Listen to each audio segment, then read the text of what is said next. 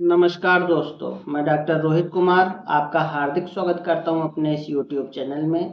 आज हम बात करेंगे टिनिटस बीमारी के बारे में, जिसमें रोगी को कान में आवाज़ें आती हैं। और आज जानेंगे इसके कारण के बारे में कि यह कैसे हो जाता है और होम्योपैथिक दवाई जो जड़ से इस बीमारी को ठीक करती है। टिनिटस कानों में घंटियां बजने के लिए चिकित्सा शब्द है। यदि आपको टिनिटस है तो आपके सिर में ऐसी आवाज़ें भर जाती हैं जिन्हें कोई नहीं सुनता, जैसे कि घंटी बजना, क्लिक करना, गुनगुनाना या दौड़ना। ये ध्वनियाँ इतनी धीमी हो सकती हैं कि आप मुश्किल से ही उन पर ध्यान दे पाते हैं। यह इतनी तेज भी हो सकती हैं कि वे आपके वातावरण में ध्वनियों को अवरुद्ध कर देती हैं।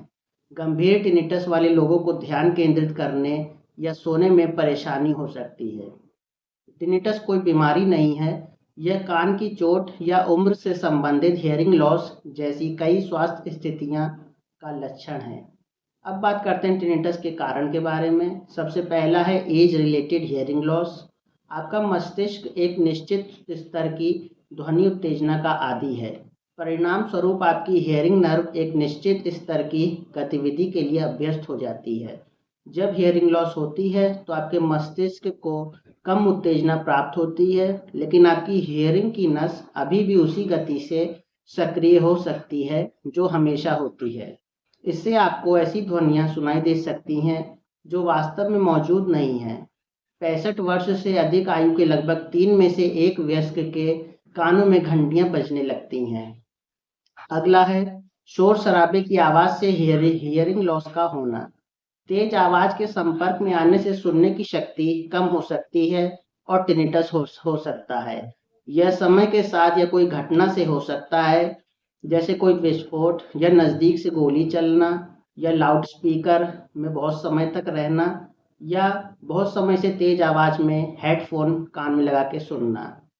अगला है कान की चोटें और ट्रॉमा। ये चोटें आपके मस्तिष्क की नसों या दिमाग के क्षेत्रों को प्रभावित कर सकती हैं, जो आपको सुनने में मदद करती हैं।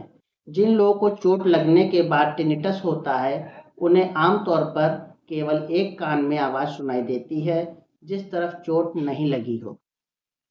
अगला है कान की स्थिति, जैसे कि कान के मैल की वजह से रुकावट या कान में संक्रमण के कारण अस्थायी रूप से सुनने की क्षमता कम हो सकती है, जिसके परिणाम स्वरूप कान बजने लगते हैं, टिनिटस होने लगता है।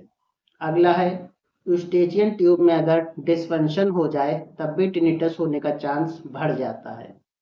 अब बात करते हैं होम्योपैथिक मेडिसिन के बारे में जो टिनिटस को सही करती हैं। सबसे पहला है आर्निका मोंटाना 200। अगर कान के आसपास चोट लगने के बाद से आवाज़ें सुनाई देने लगें, तब ये दवाई का यूज़ करना है। सुबह दोपहर शाम रोगी को दे सकते हैं आर्निका 200।